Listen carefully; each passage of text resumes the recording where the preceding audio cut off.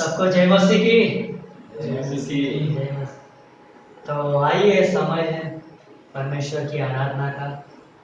तो इस शाम की सभा में आप सभी का स्वागत है। तो आइए हम इस सभा की शुरुआत करने से पहले हम प्रार्थना करेंगे। सर्वशक्तिमान हमारे जीवित और महान स्वर्गीय पिता परमेश्वर, प्रभु हम आपके पवित्र नाम को ऊंचा उठाते। प्रभु हम आपके नाम को धन्यवाद कहते हैं, आपके नाम की जय जयकार करते हैं। प्रभु आप महान हो, स्तुति के योग्य हो, पवित्र हो, धन्य हो पिता परमेश्वर। होने देना पिता परमेश्वर, आज की शाम में पिता परमेश्वर इस सभा को हम आपके हाथों में सौंपते। आपकी आत्मा के द्वारा, आपके स्वर्गीय बुद्धिमत्ता के द्वारा इस सभा का अगुवाई आप करना और होने देना पिता परमेश्वर। जो भी हम गाने गाएंगे पिता परमेश्वर, आपके स्वभाव को लेकर हम आपके नाम को ऊंचा उठाएं और होने देना पिता परमेश्वर। आज के वचन को भी हम आपके हाथों में सौंपते और आज की सभा में जितने भी लोग हैं प्रभु, उन सभी को आपके हाथों में सौंपते। हर एक के जीवन के साथ संग रहना प्रभु, अगुवाई करना और होने देना पिता परमेश्वर। हमारे जीवन से आपकी महिमा बढ़ाए हो, वैसे हमारी प्रार्थना प्रभु। धन्यवाद करते हैं आपकी उपस्थिति के लिए। आप हमारे बीच में प्रभु, आप महान हो प्रभु, आप अद्भुत करुणा और दया करने वाला परमेश्वर हो। हम आपका धन्यवाद देते पिता, धन्यवाद करते हैं। आगे का हर एक समय आपके हाथों में सौंपते हैं। ये प्रार्थना यीशु मसीह के नाम से मांगते हैं। आइए हम परमेश्वर की आराधना करते हैं और गाना गाएंगे, सेनाओं का यहोवा हमारे संग संग है। तो सच में प्रभु हमारे साथ हैं, तो हम उसकी महिमा के लिए गीत गाते हैं। सेनाओं का यहोवा हमारे संग संग है, याकों का परमेश्वर हमारा ऊंचा गढ़ है। सेनाओं का यहोवा हमारे संग संग है, याकों का परमेश्वर हमारा ऊंचा गढ़ है। जिसने आकाश बनाया, जिसने पृथ्वी बनाई, जिसने आकाश बनाया, जिसने पृथ्वी बनाई, वो सर्वशक्तिमान प्रभु है।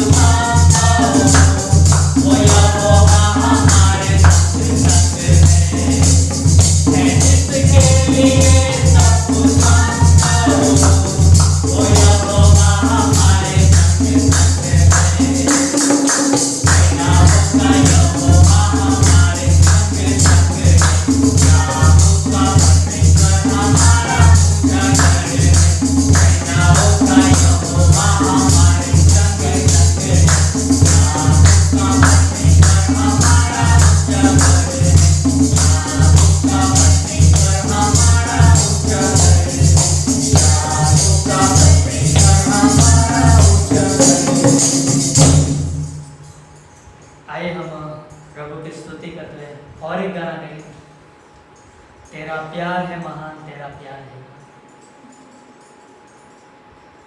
तेरा प्यार है महान, तेरा प्यार है यहाँ।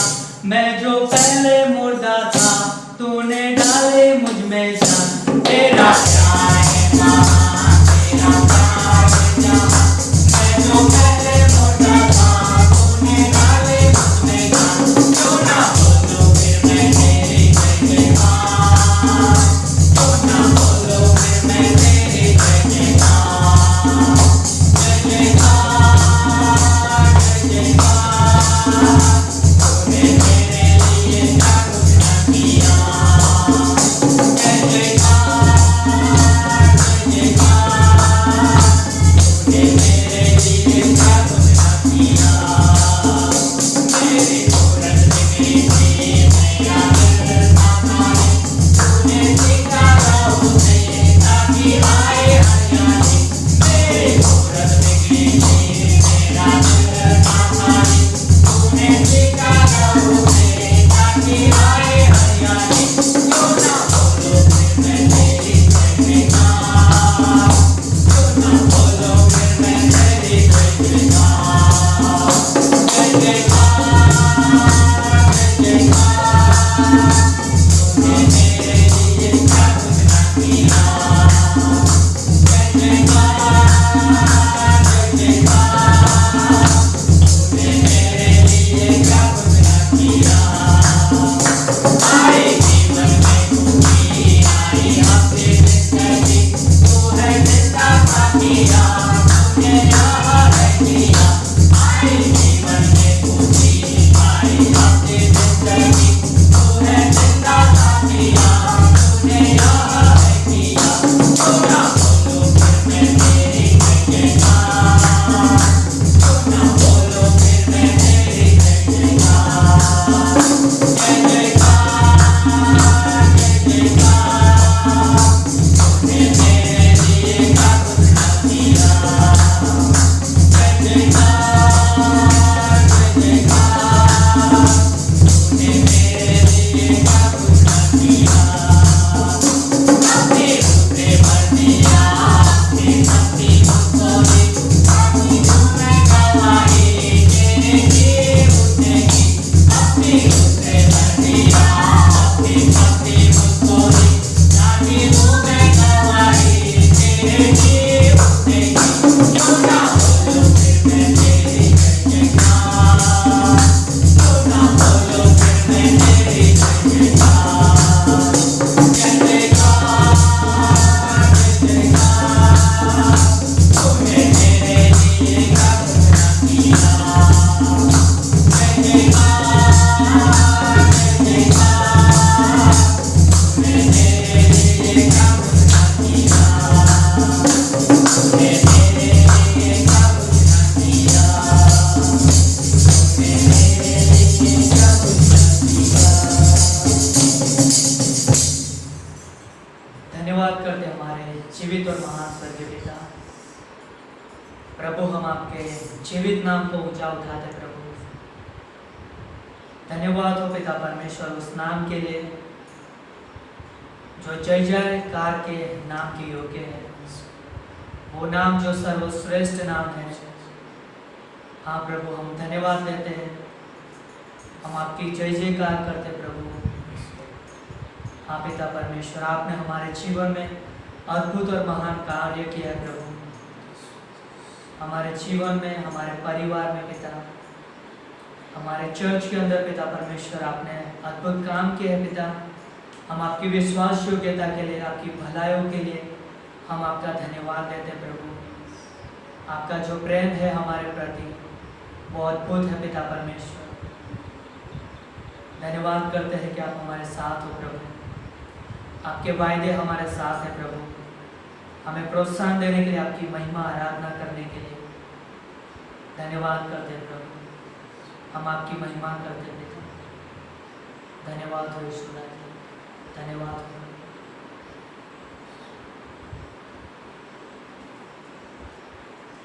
तू प्यार का सागर, सागर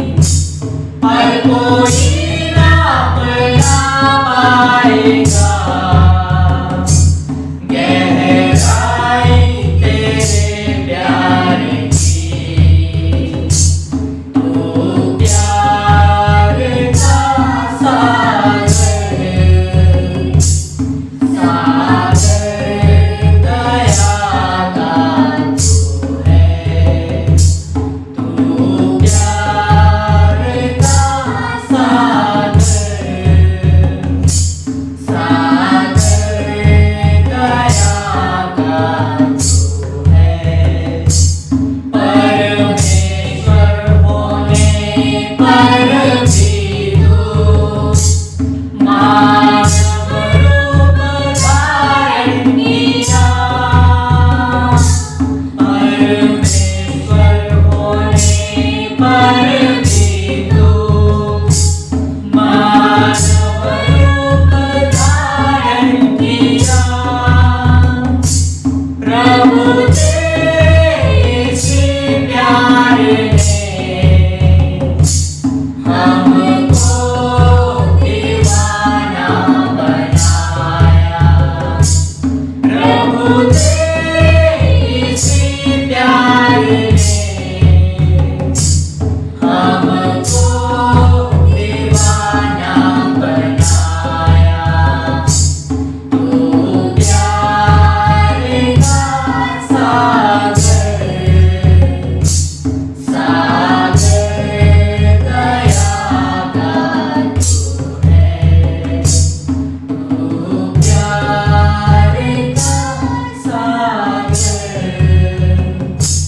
सागर दया का तू है। सागर दया का तू है।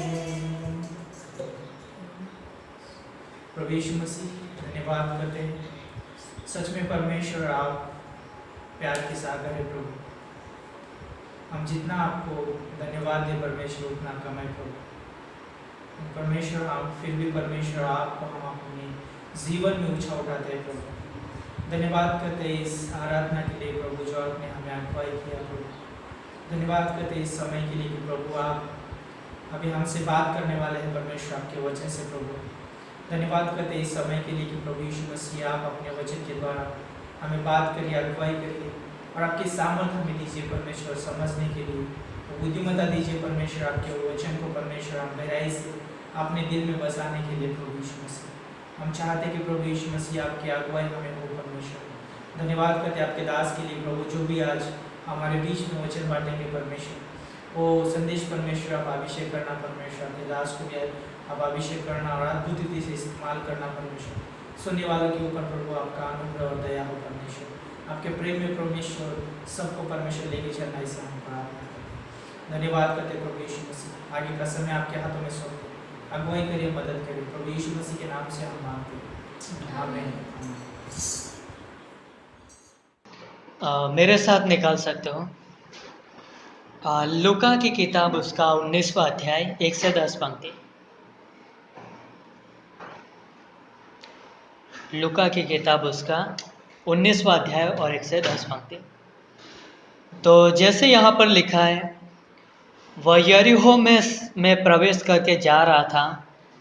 वहाँ जक्कई नामक एक मनुष्य था जो चुंगी लेने वालों का सरदार था और धनी था। वह यीशु को देखना चाहता था कि वह कौन सा है, परंतु भीड़ के कारण देख न सकता था क्योंकि वह नाटा था। चौथी पंक्ति, तब उसको देखने के लिए वह आगे दौड़कर एक गुलर के पेड़ पर चढ़ गया, क्योंकि यीशु उसी मार्ग से जाने वाला था। जब यीशु उस जगह पहुंचा तो ऊपर दृष्टि करके उससे कहा, हे जक्कई, झट उतर आ, क्योंकि आज मुझे तेरे घर में रहना अवश्य है। वह तुरंत उतरकर आनंद से उससे अपने घर ले आया। यह देखकर सब लोग कुड़कुड़ा कर कहने लगे, वह तो एक पापी मनुष्य के यहाँ जा उतरा है। जक्कई ने खड़े होकर प्रभु से कहा, हे प्रभु, देख, मैं अपनी आधी संपत्ति कंगालों को देता हूँ, और यदि किसी का कुछ भी अन्याय करके ले लिया है तो उसे 4 गुना फेर देता हूँ। तब यीशु ने उससे कहा, आज इस घर में उद्धार आया है, इसलिए कि यह भी इब्राहिम का एक पुत्र है, क्योंकि मनुष्य का पुत्र खोए हुओं को ढूंढने और उनका उद्धार करने आया है। तो जैसे हमने यहाँ पे ये पंक्तियाँ पढ़ा और बहुत ही अच्छा वहाँ पे एक घटना है, और उस घटना के अंदर हम देखते हैं कि ये पहली पंक्ति के अंदर कि यीशु मसीह एक नगर के अंदर जाता है। और उस नगर का नाम है यरीहो। और यरीहो नगर में जब यीशु मसीह जाता है तो वहाँ पे मतलब कि बहुत बड़ी भीड़, मतलब कि इतनी बड़ी भीड़ थी जो यीशु मसीह के पीछे पीछे चलती है। और क्यों चलती है? यीशु मसीह के द्वारा वचन सुनने के लिए। कई लोग बीमार है और अपनी बीमारी से वो लोग चंगा होना चाहते हैं और इसलिए वो यीशु मसीह के पीछे आ रहे हैं ताकि यीशु मसीह उनको छुए और यीशु मसीह के द्वारा चंगे हो जाए। बहुत सारे लोग यीशु मसीह के द्वारा उसके जो वचन थे, जो परमेश्वर के राज्य के बारे में जो लोगों को सिखाता आता था, तो ये सारी बातें सुनने के लिए कई सारे लोग उनके पीछे। तो बहुत सारे लोग हैं जो अलग अलग तरीके के लोग हैं जो यीशु मसीह के पीछे चलते हैं। और हम जानते हैं कि यहाँ पे कई लोग ये भी होंगे जो यीशु मसीह की सेवा करना चाहते हैं, उसके साथ रहकर यीशु मसीह के कार्यों में को आगे ले जाना चाहते हैं, तो वो लोग भी यीशु मसीह के साथ हैं और बहुत सारी भीड़ है। लेकिन हम जानते हैं कि जब यीशु मसीह और उसके साथ भीड़ होती है और जब वो लोग यरीहो शहर में आते हैं तो यरीहो शहर के अंदर एक व्यक्ति मिलता है यीशु मसीह को, जिसका नाम था जक्कई। और हम जानते हैं जक्कई के बारे में कि जक्कई के बारे में यदि हम जाने तो उसके बारे में कुछ चीज़ें हैं कि जक्कई एक चुंगी लेने वाला व्यक्तियों का सरदार था।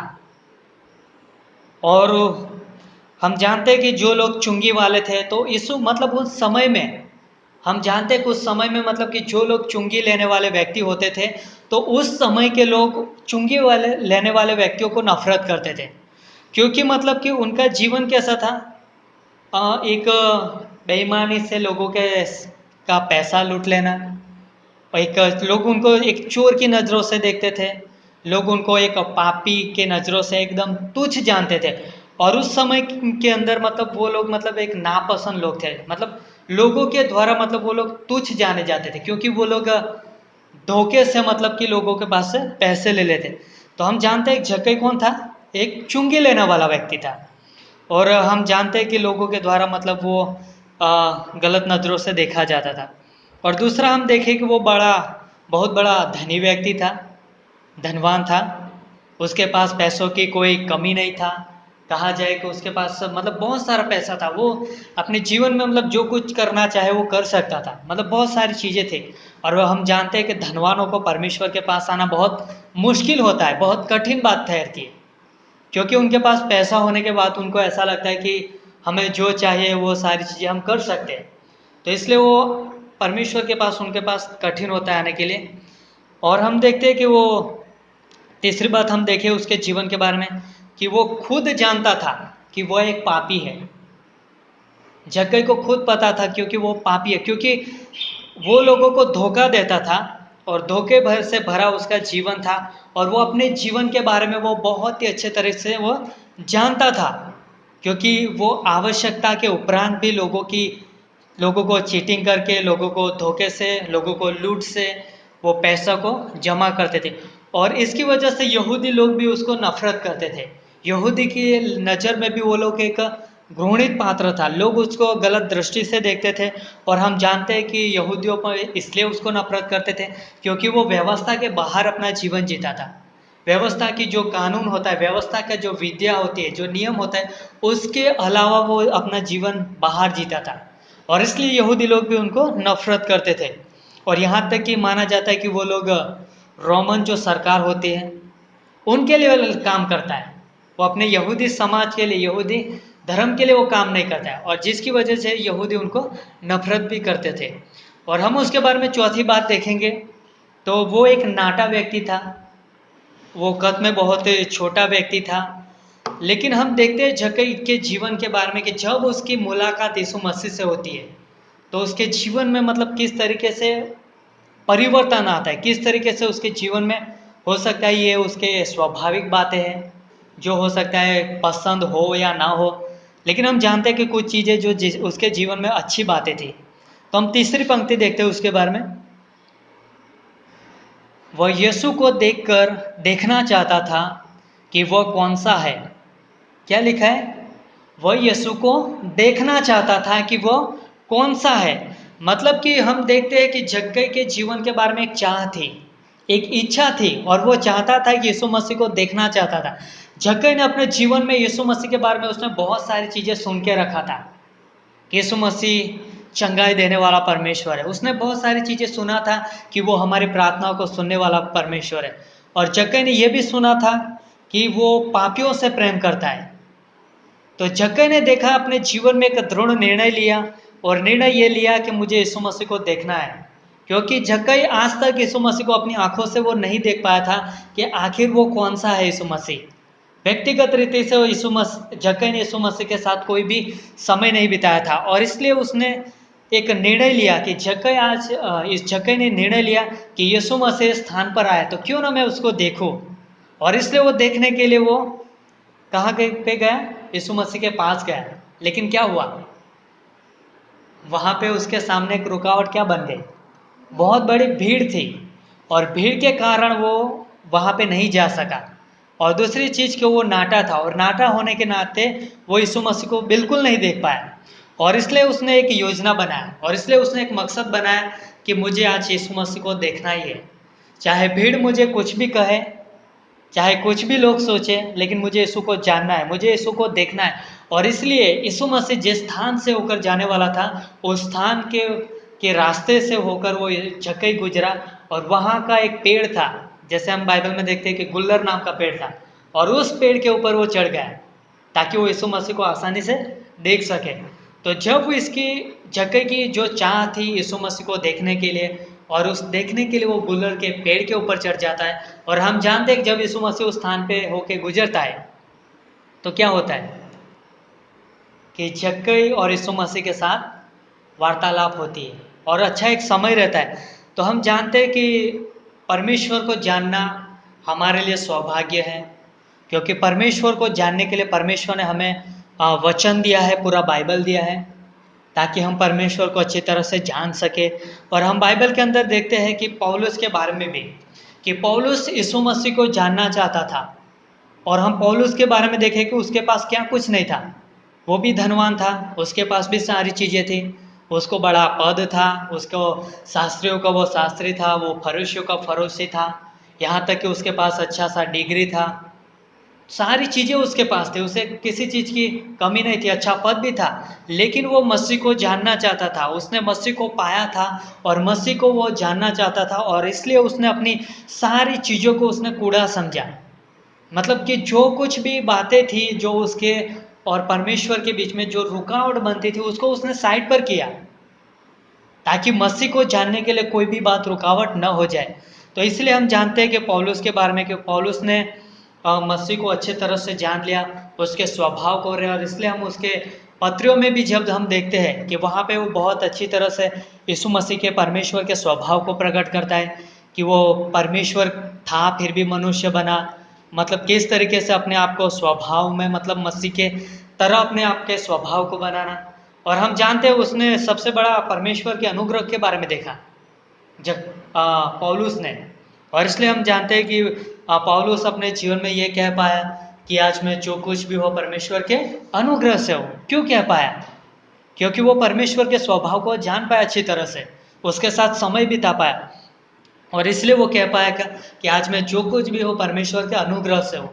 आज यदि मैं बचाया गया हूँ तो अभी मैं परमेश्वर के अनुग्रह से हूँ।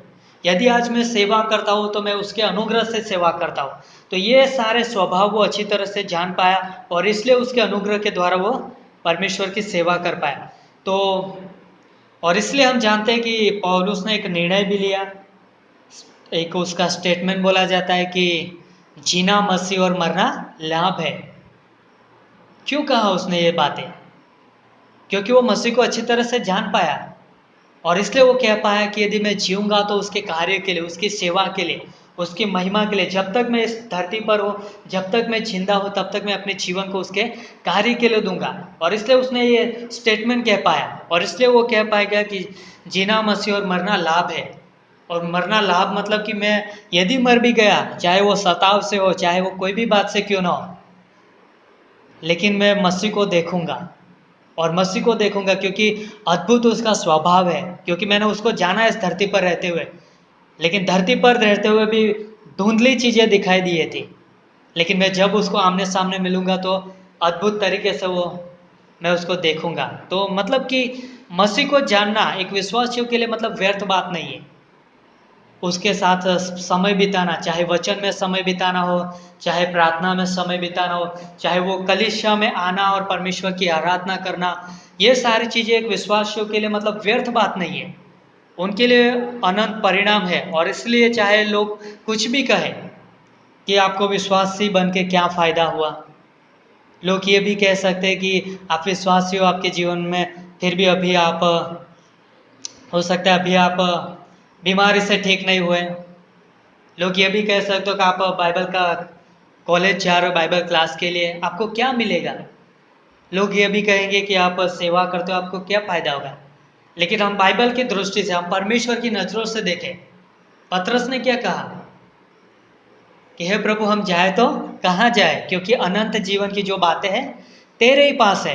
तो हमें जो भी बातें हैं वो परमेश्वर की दृष्टि से और परमेश्वर के वचन के अनुसार देखना है। तो एक विश्वासी होने के नाते परमेश्वर को जानना और उसके साथ समय बिताना हमारे लिए व्यर्थ बातें नहीं है, उसका अनंत परिणाम है। और हम जानते हैं कि जक्कई जो यीशु मसीह को देखना चाहता था, उसको जानना चाहता था, और क्या हुआ, उसको एक अद्भुत उद्धारकर्ता के साथ उसको समय बिताने का मौका मिला, एक आनंद से भरा उसका जीवन हो गया। तो यीशु मसीह को जानना व्यर्थ बातें नहीं है, और ये बातें हम जक्कई के जीवन से सीख सकते हैं। और दूसरी बात हम देखते हैं कि यीशु मसीह ने जक्कई को जब बुलाया तो कैसे बुलाया, नाम लेके बुलाया। जब परमेश्वर बुलाता है तो नाम लेके बुलाता है। 5वीं पंक्ति हम देखते हैं, जब यीशु उस जगह पहुंचा तो ऊपर दृष्टि करके उससे कहा, हे जक्कई झट उतर आ, क्योंकि आज मुझे तेरे घर में रहना अवश्य है। तो सोचो कि परमेश्वर ने, यीशु मसीह ने जक्कई को जब बुलाया तो उसके नाम के साथ उसे बुलाया। और हम जानते हैं कि वो यहाँ पे यीशु मसीह का जो स्वभाव है, उसका एक गुण है, सर्वव्यापी गुण है, कि वो हमारे नाम को भी वो जानता है। और हम जानते हैं कि परमेश्वर, जो बाइबल बताती है कि वो तारों को भी अपने नाम से बुलाता है, वो तारे का नाम भी वो जानता है यीशु मसीह। यहाँ तक कि हम जानते हैं कि वो अपने भेड़ों को भी बुलाता है, तो उसको अपना नाम लेके बुलाता है। तो कहने का मतलब यही था कि यीशु मसीह हमारे बारे में सब कुछ जानता है, चाहे वो हमारा जीवन हो, चाहे वो हमारा नाम हो, चाहे वो हमारा स्वभाव भी क्यों ना हो, व्यवहार भी क्यों ना हो, हमारा उठना बैठना भी क्यों ना हो। तो यीशु मसीह को ये सारी चीज़ें पता है, वो हमारे हृदय को भी जानता है। वो ये नहीं मतलब वो सब कुछ जानता है हमारे बारे में, और इसलिए उसके साथ मतलब कोई भी फर्क नहीं पड़ता, चाहे हमारा रंग कैसा हो, चाहे हमारा रूप कैसा हो, लेकिन फिर भी वो हमारे पास रहना चाहता है, फिर भी वो हमारे साथ समय बिताना चाहता है। और इसलिए हम प्रकाशित वाक्य 3:20 में हम देखते हैं कि वो द्वार पर, हमारे हृदय के द्वार पर रहते हुए वो खटखटाता है हमारे साथ समय बिताने के लिए, हमारे साथ बातें करने के लिए, हमारे साथ संगति करने के लिए।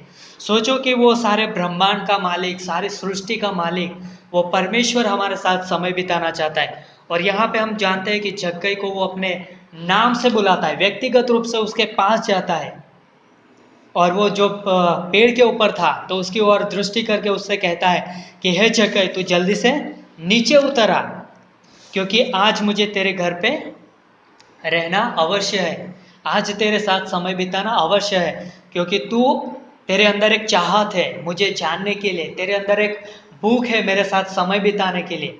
और बाइबल में हम देखते हैं कि जो भूखे है वो तृप्त किए जाएंगे, जो प्यासे हैं उनको भी तृप्त किए जाएंगे। और हम जानते हैं कि यहाँ पे जब यीशु मसीह जक्कई को बुलाता है तो जक्कई को आवाज़ लगाता है, तो जक्कई भी बहाना कोई नहीं बनाया, उसने तुरंत प्रत्युत्तर दिया यीशु मसीह का, और वो आनंद के साथ वो पेड़ से नीचे उतर आया, और आनंद के साथ, एक उत्साह के साथ उसने यीशु मसीह का स्वागत किया। और क्या किया, अपने घर पे लेके गया। मतलब कि जक्कई ने मतलब कि अपने जीवन में मतलब कोई बहाना नहीं बनाया कि मेरा घर तो बहुत दूर है, आपको कहाँ पे लेके जाऊँ मैं, आज मुझे बहुत काम है, मतलब कोई भी उसने बहाना नहीं बनाया, लेकिन वो एक आनंद के साथ, एक उत्साह के साथ वो जक्कई ने यीशु मसीह का स्वागत किया। तो हम जानते हैं कि जब यीशु मसीह का वचन हम सुनते हैं, यीशु मसीह अपने वचन के द्वारा हमसे बातें करता है, हमें बुलाता है उसके कार्य के लिए, उसकी सेवा कार्य के लिए, और विशेष कार्य के लिए वो हमें नियुक्त करता है। तो हमें अपने जीवन को यीशु मसीह के सन्मुख रखना है। हमें परमेश्वर के कार्य के लिए उपस्थित रहना है कि परमेश्वर ने मुझे इस धरती पर क्यों रखा है, वो हमारे जीवन से क्या चाहता है। तो जब परमेश्वर हमें बुलाता है और उसकी बुलाहट हर एक व्यक्ति के लिए, और इसलिए हमें अपने आप को वहाँ पे रखना है ताकि वो परमेश्वर अपने कार्य के लिए हमारे जीवन को उपयोग करे। और बाइबल में हम देखते हैं कि जब परमेश्वर ने यशायाह को दर्शन दिया और परमेश्वर आपस में बातें कर रहा है कि हम किसको भेजें, कौन हमारी ओर से जाएगा, लेकिन यशायाह क्या कहता है उस बुलाहट को देखते हुए कि मैं जाऊंगा, मुझे भेजो, और वो परमेश्वर के कार्य के लिए वो तैयार होता है। तो हमें अपने जीवन में यही चीज़ें याद रखना है कि हम परमेश्वर के लोग हैं और परमेश्वर की आवाज़ प्रतिदिन हमें वचन से सुनते हैं, पास्टर टीचरों से सुनते हैं, क्लास में, चर्च में, और हम इन आवाज़ों को सुनकर हमें प्रति उत्तर देना है। और जब हम परमेश्वर की आवाज़ को सुनते हैं तो तुरंत उसकी आज्ञा का पालन करना है, और परमेश्वर इस आज्ञा पालन से तुरंत वो खुश भी होता है, परमेश्वर हमारे जीवन से प्रसन्न भी होता है। तो हम जैसे हमने यहाँ पे देखा कि परमेश्वर ने जक्कई को नाम लेके बुलाया और उस बुलाहट को उसने स्वीकार भी किया और अपने जीवन को जक्कई ने दे दिया। और जब जक्कई ने अपने जीवन को दे दिया तो हम देखते हैं 8वीं कलम में क्या लिखा है कि जक्कई के जीवन में मतलब कि एक सच्चा परिवर्तन आता है। जक्कई के जीवन में एक बहुत बड़ा बदलाव आता है। 8वीं पंक्ति, जक्कई ने खड़े होकर प्रभु से कहा, हे प्रभु, देख मैं अपनी आधी संपत्ति कंगालों को दे देता हूँ, और यदि किसी का कुछ भी अन्याय करके ले लिया है तो उसे 4 गुना फेर देता हूँ। तो सोचो यहाँ पे जक्कई के जीवन में कि उसके जीवन में मतलब कितना बड़ा परिवर्तन आता है यीशु मसीह के साथ समय बिताने से। तो यहाँ पे हम देखते हैं कि जक्कई अपने जीवन में एक निर्णय लेता है कि मैंने जो कुछ भी लोगों का अन्याय करके ले लिया है, चाहे कोई भी बात क्यों ना हो, लेकिन मैं उसे 4 गुना वापस लौटा दूंगा। सोचो ये मन का परिवर्तन किस तरीके से मतलब कितना बड़ा परिवर्तन है, और उसके मन का परिवर्तन का हम फल देख सकते हैं। तो जैसे हम बाइबल में एक बात भी देखते हैं कि बाइबल में यीशु मसीह ने एक जगह पे कहा था कि धनवानों का परमेश्वर के राज्य में प्रवेश करना बहुत कठिन है। तो शिष्यों ने क्या कहा कि प्रभु ऐसी बात है तो कैसे धनवान स्वर्ग के राज्य में प्रवेश करेंगे। पता है ना वो धनी व्यक्ति के बारे में कि धनी व्यक्ति अनंत जीवन पाने के लिए यीशु मसीह के पास आता है और उसके सामने घुटनों टेक देता है और कहता है कि हे उत्तम गुरु, मैं अनंत जीवन पाने के लिए क्या करूं। तो यीशु मसीह ने क्या कहा, तेरे पास जो कुछ भी है वो धन संपत्ति वो गरीबों में बांट दे। लेकिन वो धन संपत्ति के कारण उसका मतलब मोह उदास हो गया, और यहाँ तक कि वो उदास होकर मतलब वो वापस चला गया। तो धनवानों का स्वर्ग में राज्य में प्रवेश करना कठिन हो जाता है। क्यों? क्योंकि उनके पास संपत्ति रहती है, धन संपत्ति रहती है, और वो किसी पर निर्भर रहना उनके लिए कठिन हो जाता है। और हम यहाँ पे जानते हैं कि जक्कई कौन था, एक धनवान व्यक्ति था, लेकिन फिर भी वो अपने जीवन में यीशु मसीह को एक उद्धारकर्ता के रूप में स्वीकार करता है, यीशु मसीह को अपने जीवन में एक तारणहार करके ग्रहण करता है और वो उद्धार पाता है। तो यीशु मसीह ने कहा था कि जैसे कि धनवानों को स्वर्ग के राज्य में प्रवेश करना कठिन है, लेकिन यीशु मसीह ने यह भी कहा था कि भले मनुष्य के लिए वो बात कठिन है, लेकिन परमेश्वर के लिए सारी बातें संभव है। मनुष्य से नहीं हो सकता, लेकिन परमेश्वर से सब संभव है। तो यहाँ पर हम देखते हैं कि जक्कई अपने जीवन में यीशु मसीह को एक उद्धारकर्ता के रूप में ग्रहण करता है, और यहाँ तक कि उसका जो अंदरूनी जो विश्वास था, जो परिवर्तन था, वो बाहरी भी दिखाई दिया। और उसने कहा कि जो भी मेरा जीवन एक गलत तरीके से मैं जी रहा था, जो भी लोगों को धोखा देना था, जो भी चीटिंग करना था, वो आज से मैं नहीं करूँगा। और उसने अपने जीवन में निर्णय लिया कि मैं 4 गुना लोगों को वापस लौटा दूंगा, 4 गुना लोगों को वापस फेर दूंगा। तो हम जानते हैं कि जो कोई मसीह यीशु में है वो नई सृष्टि है, और जो पुरानी बातें होती है वो बीत जाती है। तो जक्कई के जीवन में एक बड़ा परिवर्तन देखते हैं, और हम प्रभु यीशु मसीह में हैं, और हम जानते हैं कि मतलब कि जब हमने यीशु मसीह पर विश्वास किया था तो जिस स्थान पर हम थे उसी स्थान पर नहीं है, लेकिन धीरे धीरे हम मसीह में बढ़ते जाते हैं। ताकि हमारा जीवन मसीह की तरह बने, हमारा जीवन मसीह की तरह दिन प्रतिदिन बदलता जाए। और इसीलिए हम ये ना कहें कि ये व्यक्ति बदलेगा या नहीं बदलेगा। कई बार जैसे कि जक्कई के जीवन के बारे में देखते हैं तो लोगों ने मतलब कुड़कुड़ाया, लोग कुड़कुड़ाने लगे कि ये व्यक्ति यीशु मसीह को लेके कि यीशु मसीह इस पापियों के घर पे क्यों जाता है, क्यों उनके साथ उठता है, बैठता है, उनके साथ समय बिताता है, उनके साथ खाता है, पीता है। लेकिन पापियों को पता है कि हमारी जो आवश्यकता हो, हमको कोई अच्छे तरह के समझने वाला हो, तो वो कौन है? यीशु मसीह है। और इसलिए इस जक्कई ने निर्णय लिया था कि मैं यीशु को देखूंगा, क्योंकि वो पापियों से प्रेम करता है। और पापी लोग क्यों यीशु मसीह के पास आते थे? सुनने के लिए, क्योंकि उनको पता है कि हमें कोई समझने वाला है, हमसे कोई प्रेम करने वाला है। तो कौन है?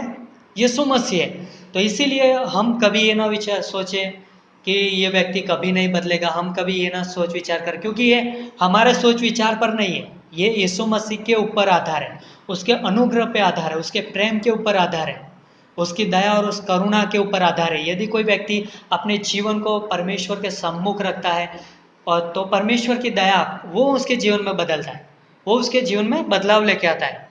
तो हमें अपने जीवन को भी परमेश्वर के सम्मुख रखना है, उसके प्रेम के ऊपर, उसके अनुग्रह के ऊपर, उसकी दया के ऊपर, क्योंकि ये हमारे जीवन में बदलाव लेके आता है।